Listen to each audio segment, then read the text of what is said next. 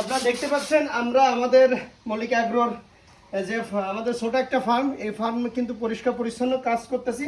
তবে যে জিনিসটা দিচ্ছি সেটা কিন্তু অত্যন্ত বিপজ্জনক, ব্লিচিং পাউডার।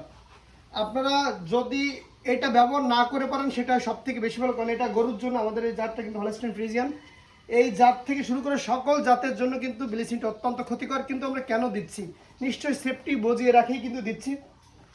আমরা আমাদের গরুটা যেখানে রাখছি দেখতে পাচ্ছেন সম্পূর্ণ ফ্রেশ, এখানে কিন্তু কোনোই ব্লিচিং নাই। ওর মুখে খাবার দিছি যাতে ও অন্যদিকে মনোযোগ না দেয়, এবং ওকে এক সাইডে রেখে পরিষ্কার করে আবার পানি দিয়ে ধুয়ে অন্য সাইডে কাজ করব।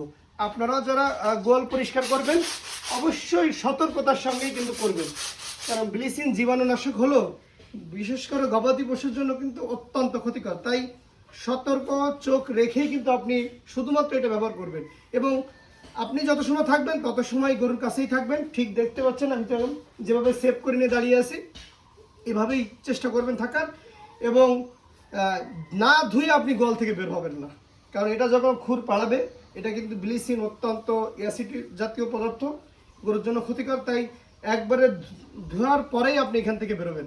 আশা করি আমাদের ভিডিও থেকে আপনার বিন্দুমাত্র হলেও উপকার হলো।